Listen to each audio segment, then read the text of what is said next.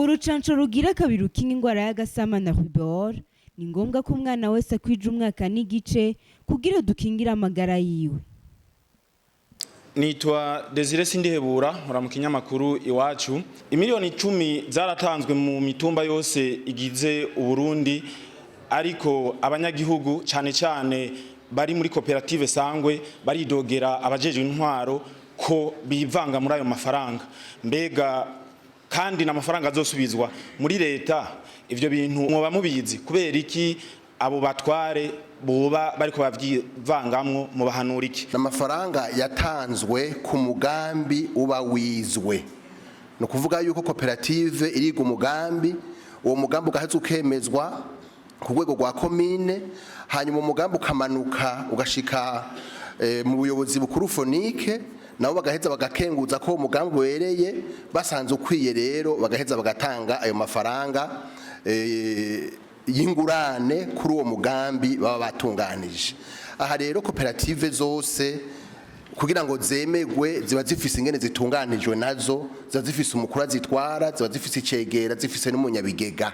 Ujejwe intwaro rero nta hantu na hamwe vy'ukuri afise uruhara mu itunganywa rya koperative, bitabujijwe ko ashobora kuba umunywanyi, mugabo se waheza ngo aze gutunganya koperative, kuko baranasavye yuko no mu bakuru ba koperative hatojamwo abajeje intwaro nk'utwara umutumba n'abandi.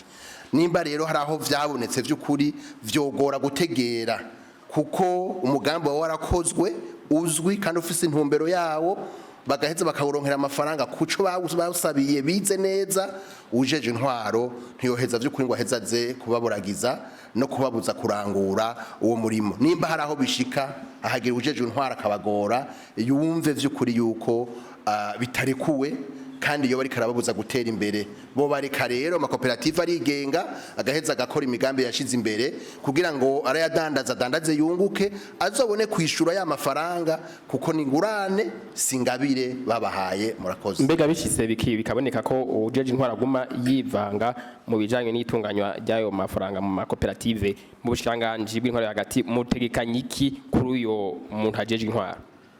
Diomede, ajeje intwaro murazi yuko batezo gukurikirana ibikorwa byose biri mu bo barongoye. Mukuru w'igihugu yabivuze mu butumwa yarungitse mu jambo ntangamarara ko ari ukwibutsa abantu baronse ayo mafaranga yuko atari intererano kandi atari imfashanyo, ko ari amafaranga bategerezwa gusubizwa, kugira ngo abatashikiriwe ni benshi bayashaka nabo bashikirwe hamwe izo ngurane zosubizwa, kugira ntagiye n'umwe asigara inyuma mu iterambere. Abajejwe intwaro rero n'uruhara rwabo rwa misi yose kuremesha amanama n'ibiganiro mu bene gihugu, babibutsa bati nyabuna ya mafaranga mwaronka muyakoreshe neza. Turafise amakuru avuga yuko hari abatariko bayakoresha neza, no kubaba hafi ntibaze bafite kwivanga, ahubwo babifate nk'akagohe, nk'inkebuzo, nk'ugufasha kugira ngo ahubwo ayo mafaranga azogire ikimazi abonyene, yongere kandi agire ikimazi n'abandi, kuko n'amafaranga y'igihugu y'abene gihugu abahari n'abazovuka ejo. Urucanco rugira kabiri rukinga ingwara y'agasama na rubor ni ngombwa ko umwana wese akwije umwaka n'igice kugira dukingire amagara yiwe.